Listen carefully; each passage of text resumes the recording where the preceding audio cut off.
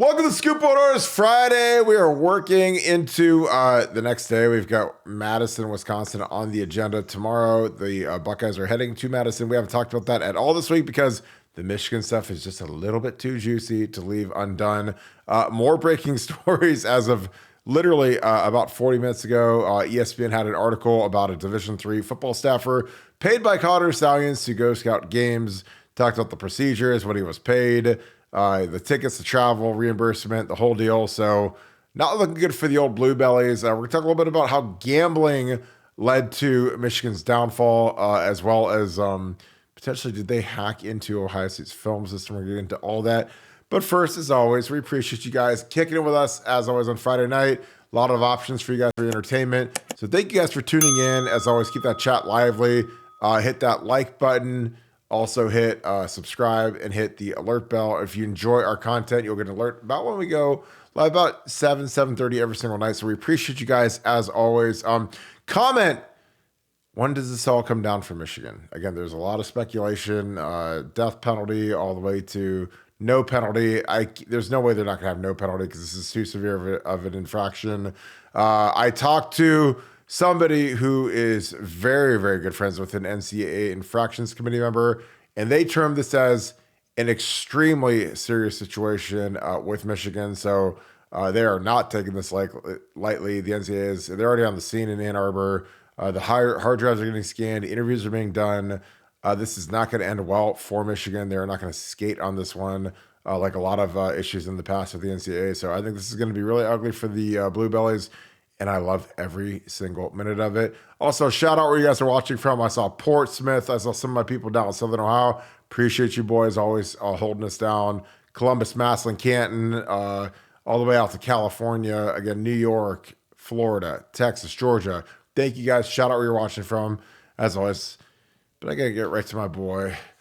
Nevada, I talked to you today as what should we title this podcast? We always got to have a little pre-show meeting, figure out a title, and you're like, well, gambling is the one big thing that is kind of the overarching thing and why these guys got kind of zonked. Because again, numbers are undefeated, math is undefeated, and when stuff doesn't make sense, all of a sudden eyebrows go up, questions are raised. Talk a little bit about the role that Vegas, gambling, the analytics community had in bringing this to the forefront of the sports world. Well, we've talked about how Michigan had, went from being very ordinary, like most college football teams are against the spread, to just, performing exponentially better against the game spread and incredibly exponentially better. Such a statistical outlier that, people hadn't even seen anything like it in second half spreads, which I found interesting. But when the stories start coming out about the former coach Weiss, who got fired under suspicious circumstances, including computer access crimes, and then the word comes out as they're scanning his computer, they find links and cookies tied to gambling and daily fantasy sites and a daily fantasy and gambling account. So the question becomes, is there a gambling angle to this? And I think, we've talked about why this is the biggest scandal in the history of college football, because this isn't about recruiting kids to come play tennis at Moorhead College or, Nigerian soccer players at some Division III school in Georgia or something like that. This is affecting competitive balance of not only Michigan games, but of games in other conferences to affect the makeup of the playoff. And now has a potential angle where a key staffer was gambling on the games at an active account. So you've got it's like the perfect storm of things. And this is pretty well sourced and very believable. And I think that's going to be, when you wonder why did the NCAA move so fast on this? Why were they in there in a week? What was the big, what was the boogeyman that kind of got them off the thing, man? Gambling. And if you had somebody gambling on the games, you've seen this happen in the NFL where guys are like, hey, I played $20 in a college football pool or whatever it is, suspended for the year. Like they just, there's a red line there that you can't cross, and apparently Michigan crossed it. And under the new coach responsibility statutes, Harbaugh's responsible for everything, whether he knows Yeah. a little about it, whether he knew a lot about it, whether he was directly involved, whether he was indirectly involved. And let me tell you, the person who's like really involved in this is Jay Harbaugh. Jay Harbaugh, his son, Ooh. is all over this one. This is like, Yeah. Daddy, I'm gonna do good, Daddy. I'm gonna do good. Watch. This is, you'll be proud of me, Daddy. And Jay Harbaugh is one of the key players in this whole saga, and that's what makes, again, Jim's going to try to do everything he can to protect Jay. It's just going to drag him down. This thing just gets bigger and bigger and bigger. And but watch the gambling angle. I'm telling you, the gambling angle's been underdeveloped. It's kind of slid under the radar, but I'm telling you, that's starting to percolate. That's going to be the next big thing that kind of comes out on this is gambling involving coach/coaches.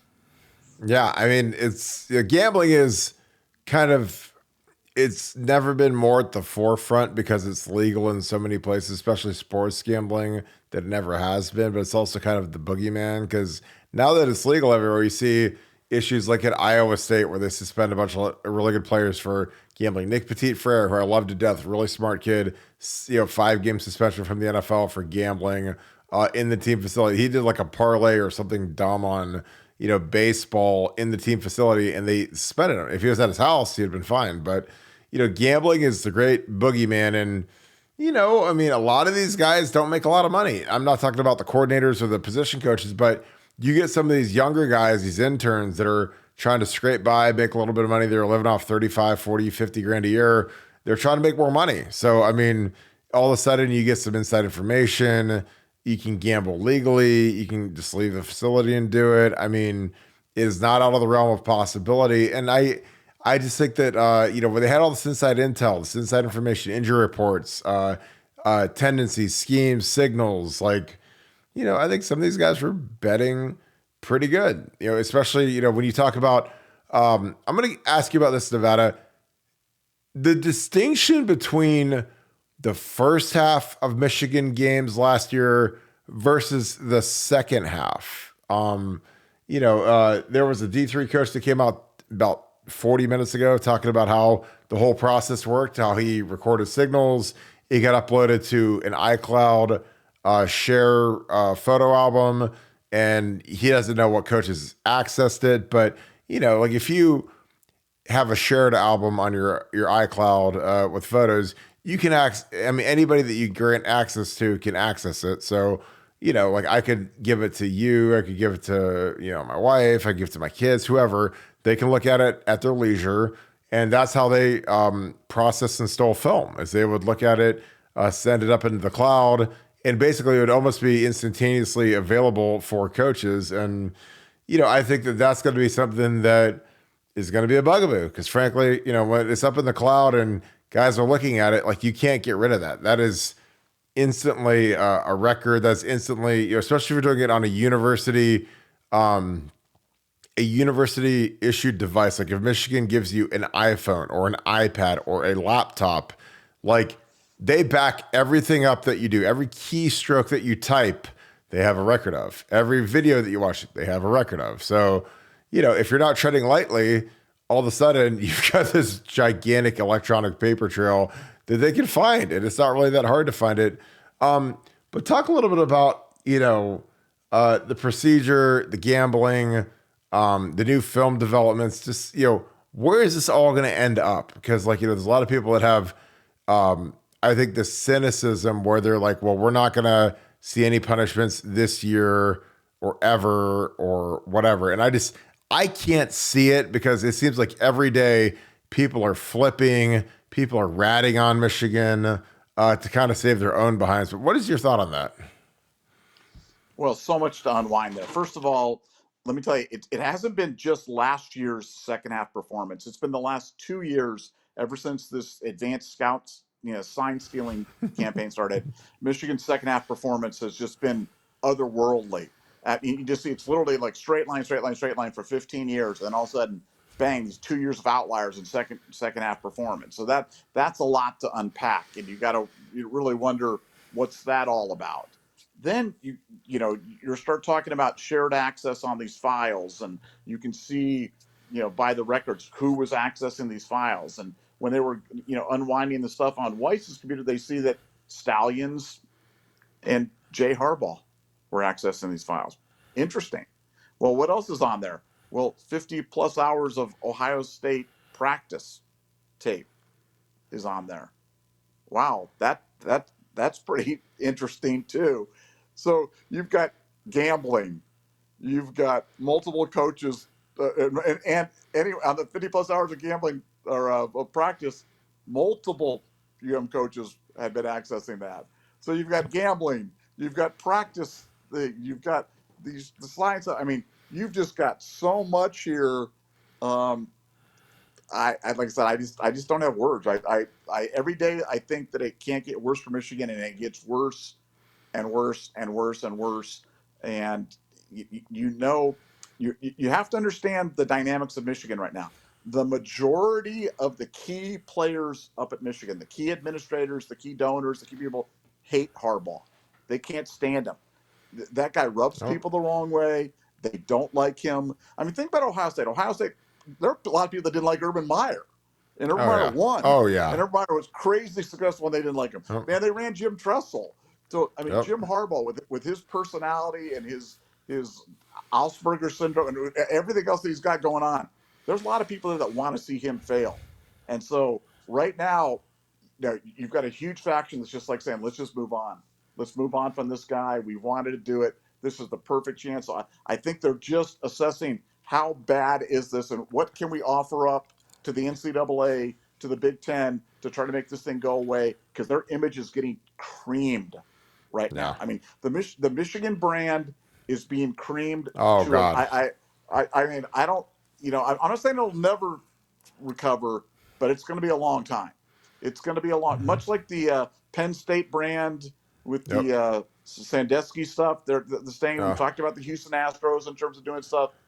This one's going to stay with Michigan for a very long time, and the longer they allow this to dominate the news cycle, the longer the more lasting the damage. And like I said, now that you've got gambling involved and potential direct involvement of a coach with setting up a gambling account, that's a problem. That's a problem for Michigan. That's a problem for Harbaugh, and that's the reason why I think we've got to continue to talk about all possible remedies being on the table. Yeah, and I think that, with these big universities, I always liken the big university to being like one of these gigantic like cruise ships. Like these cruise ships, once they're on a course and they're rolling, if someone's disruptive and they can throw them overboard, that cruise ship's going to keep on rolling. That's kind of what like Michigan is, kind of like what Ohio State is. Like if they throw Jim Tressel overboard or they throw Urban Meyer overboard, or if Michigan, cans Jim Harbaugh, that ship's going to keep rolling, and really nobody's going to miss them. That's kind of the thing is like, everyone at these major universities is very replaceable. Like Jim Tressel get replaced by Urban get replaced by Ryan Day will get replaced by somebody, and the ship just keeps on rolling. And like with Michigan, they went Lloyd to Rich to Brady to Harbaugh, and like, he might be real successful right now, but he's easy to replace. It's A+ type job. There's going to be a lot of big candidates for this job when it opens up in the spring or whenever they whack Harbaugh. But I think that, he does himself no favors. He's a lot like Urban, and I love Urban Meyer. So no, but Urban is a very abrasive person. He's a guy that he's not there to kiss babies. He's not there to go to every, Wexner Cancer Hospital fundraiser and every, know every donor's name and know the development people and treat everybody great. He's there to win games. And, when you're a guy like Urban, you're laser focused on just beating Michigan, winning games, winning the Big Ten, winning the national championship. And all the other ancillary stuff kind of takes care of itself, as opposed to there's a lot of coaches get that spot and they're just like, well, I have to go to this hospital opening. I have to go out to dinner with this donor. I have to go take care of this guy and treat this guy with respect. Like Urban was the opposite. He's like, he didn't care. He's supposed to win games. So, when you do that, you burn a lot of bridges. There's a lot of people that are money people that are, they feel slighted. They feel lesser than like the guy, the Jim Shoemaker or whatever his name is, the guy that allegedly ratted on Jim Harbaugh. Like he probably got stiffed by Harbaugh. Harbaugh probably didn't pay him no mind, and he's a big donor. He's a billionaire or whatever he is, and so he. When he doesn't have an ally in that guy's going to go rat and cry and whine and turn Harbaugh in for all the stuff he did. So I feel like with what Harbaugh did, it gave his enemies a lot of ammunition to get rid of him, despite the fact that they're 7-0 or 8-0 or whatever they are. I think they're 7-0. They're on their bye week this week. That all gets extinguished when you are a guy that people genuinely don't like. Even the great deodorant of winning and being undefeated and being a top 3 team in the country, it goes away when people don't like you. Nevada, I mean, the rumor about them accessing the practice film, that would be salacious. That would be outstanding, because that would be basically a death knell for the program. That would be grounds for terminating everything inside, anybody that had access to it. Do you think that's real? Is that just fiction? Is that just a conundrum? What are your thoughts on that? Well, the rumor is that they accessed it via the director of OSU video and scouting's login information. So it's a pretty specific rumor with names attached to it, with remote access attached to it. I mean, it's very specific. So I think there's some legs to this one, and the fact that everything that's come out so far too, it's just come out, it's been kind of a drip of things, but nothing's come out so far where you've gone, oh well, that was just factually wrong, that was just that was just incorrect. Like everything that's come out has been like, no, that was right. In fact, it was not only that, but it was worse. No, it was not only that Stallions was doing it, he was hiring people to do it. No, it wasn't just hiring people to do it. They actually worked for Michigan. They were interns and other D3 guys. I mean, it just keeps getting worse and worse and worse. So while you don't know with 100%, we don't know, in the fog of war, you're never sure 100% of the rumors, but there's a name attached to it. So given that set of facts and given everything else, the totality of that, yeah, I think that's probably pretty well sourced and pretty well documented, and I think that's going to turn out to be something that happened and is a bad fact for Michigan. Yeah, and you have to understand, for people that don't know the dynamics of a college football coaching staff, you've got your 10 countable coaches. That's like your Ryan Day, your O coordinator, your D coordinator, your O-line coach, tight ends coach, running backs coach, receiver coach, D-line, linebackers, DBs, or as we do safeties and corners. But under that is a whole rung of about 30 or 40 guys that are either graduate assistants, quality control coaches, analysts, interns, video interns. Those guys don't make any money outside of Joe Philbin, who's making like $250. Most of those guys are making 50 or 35 grand or whatever. So they're always trying to figure out a way to climb up the ladder, climb up the rungs of the profession. And, again, like if a guy from, the video department is making 25 or 30 grand a year, and all of a sudden someone offers them, money to produce a password or whatever, like, I think that's something that, I think people would consider. Like, I mean, again, these guys are they're destitute, they're poor, they're trying to gain favor, curry favor, figure out who's the next guy who's going to be the next hot, head coaching guy that could potentially put him on as a staff member or a head video guy or an operations guy that's going to make real money. So there's always guys trying to figure out who's hot, who's going to pop and get that next job. So, does that surprise me? Not really. I mean, when you've got guys that are, these staffs, you have to understand, they swap out about half the coaching staff like every year. And when you think of a coaching staff, most of you guys, you think of the top 10 coaches. You think of Larry Johnson and Jim Knowles and Tim Moulton and Barry Eliano and Justin Fry and Kevin Wilson or whoever. But all the underlings are usually on the move. They're usually trying to get a position coaching job at Akron or Kent State or Texas State, wherever, Texas A&M, be a QC somewhere. If you're an intern, you try to become a graduate assistant somewhere. You try to move up the totem pole, and there's a lot of cross-pollination of film, of strategy, of what teams are doing. Again, I don't think it was any sort of coincidence that when that Keenan Bailey sheet that we went over last night came out, Ohio State had hired Greg Madison and Al Washington after that 2018 game where we beat them 62-38 or whatever it was. We hired two of their guys, and magically we got their little sub sheet, which is probably a favor to Urban. I'm sure Urban has something to do with getting that over to them because Greg Madison and Urban are very tight and very good friends. But I don't know. I just think that there's a lot of leeway. I want to get into this real quick. As we're cranking along. This is the ESPN article. This literally was published at 6:53.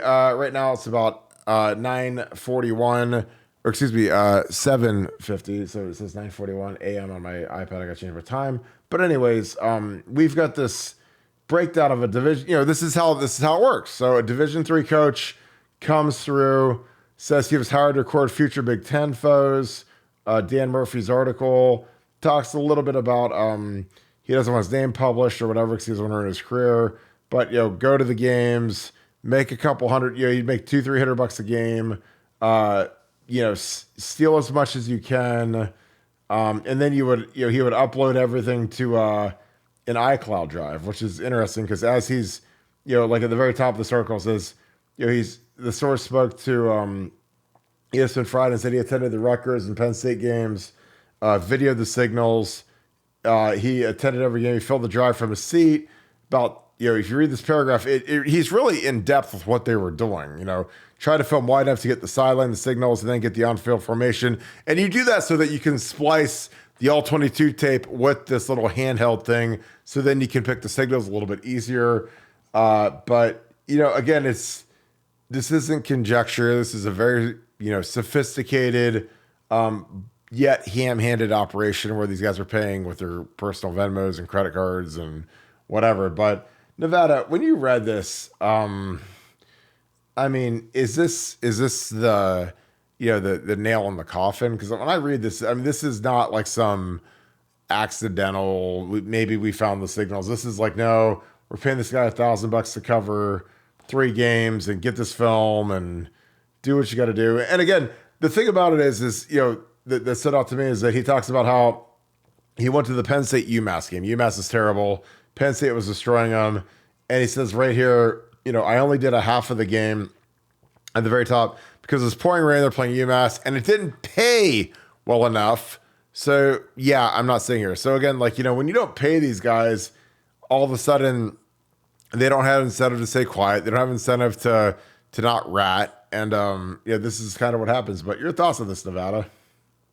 Well, I thought that, and I thought there was a video that you posted of Stallion standing behind the defensive coordinator, and you see him reading the sign, and then yelling out the whatever the play or the formation was to him, and then the DC calling out his defense, and I just love how they're trying to paint the Stallions guy as this lone wolf, this kind of crazy Ted Kaczynski type, lunatic who just kind of was low level, had nothing to do with it. Man, this guy was the key guy for the Michigan, man. He was right there on the sideline, right there on their shoulders, calling it all out. He even had his own little assistant. You see, it's like Stallions and another guy who's out there. So it's like he had an assistant to his thing. He was an assistant to the assistant regional manager, and this other guy was assistant to assistant regional. He was the Dwight Schrute Jr., and he was out there calling him out to the DC, calling him out to Harbaugh, making these suggestions. So, this is bad. Look, there's so many just smoking guns, to unwind on this. We had talked about this a few days ago. We said the next shoe to drop was going to be the filmers were going to start coming out. Yep. This is just the first of many. It's going to be 10 of these. You're going to read 10 of these stories. And some of them will have names. They won't all stay anonymous. Some will be named, but again, when you read the stuff, you can tell it's authentic. You're reading the goods, the level of detail, the information on it. It's not made up. It's not pretend. Just because it's anonymous doesn't mean it's pretend. It just means you're protecting a source. But it's bad. It's all bad for Michigan, and it's not going to get any better. And the worst is yet to come. Yeah, I totally agree. I think that this is going to be a pattern where it's kind of like, Tiger Woods when he got busted and all of a sudden, like, 25 mistresses came out. They're okay, and Us Weekly and the Inquirer. They're all coming out of the woodwork and singing like canaries. And that's how these stringers are going to be. They're going to have 35, 40 coaches that are, again, the main reason they're doing this is to try to gain favor with Michigan and their coaching staff, so that when some of these guys go become head coaches, maybe they'll put them on. Maybe they'll put them on as a higher level coach. Maybe they'll put them on as an assistant coach or eventually a coordinator. Like, I mean, you're trying to do anything you can to get your foot in the door and not be a D3 football coach anymore. Because again, the guy that was interviewing the ESPN article is a D3 coach. So he's probably making 15, 20 grand a year. He wants to do this for life. He's got his wife and kids, and his wife's probably like, dude, are you gonna start making some money, or are you gonna just keep being a D3 coach, whatever? And well, Michigan, I'm doing all this stuff for Michigan, and they're gonna, eventually put us on. And if not, one of these coordinators will get a job, and they might hire me, and I'm doing all this good favor. And again, it ends up getting them, snatched basically. It gets them busted, and that's the crazy thing about it is, like, in that profession, you got to do something to stand out. You got to do something to prove your worth. And this was kind of like a low hanging fruit for these guys. And okay, yeah, I'll go film these signals and I'll break down the film and I'll tell you what they're doing. And then, maybe, in the long term, you'll take care of me. So, well, we'll wrap this thing up. Nevada, final thoughts on this week. Again, we got Wisconsin tomorrow. A lot of Wisconsin stuff is going to come out in the morning, where I'll do a little bit of film breakdowns and that type of thing. But your thoughts on where we are with the scandal and how much deeper is it going to get? Oh, it's going to get deeper. It's like unwrapping or undoing an onion. It's just one layer at a time. It's just getting worse. It's getting closer and closer to, once the Jay Harbaugh thing comes, then it's like, that now you're one step away, from Jim Harbaugh. But again, I just want to leave with one note. It doesn't matter if he knew. I've said this a million times. No. It doesn't matter. Under the new coach responsibility rules Yep. that are enacted, he is responsible 100%. Whether he knew, whether he didn't know, whether he should have known, whether he could have known, whether it was impossible. No, it's irrelevant. He's culpable. So he's going down. I agree. I mean, I think it's just one of those deals where it's like, if you're like a Walmart and they've got a sweatshop that's making their clothes, like, Walmart is culpable from from the soil to the grave. And that's kind of what it is. It's like, this is like where, when you're Jim Harbaugh, you can't say, I see nothing, I hear nothing. If someone's under your umbrella, you're responsible for who you have. Saw super chat here. Coach Rip and Roy, we kind of did this the other day. Has anyone done a video breakdown of the OSU Scum games for the past 2 seasons to really highlight the competitive advantage of this type of cheating? The main play that was shown was the one where they did a look back down in the red zone in the first quarter, the first drive, and Ohio State actually scored on the play. But they had a good coverage there, so Semeka beat it. He was double covered, middle of the field.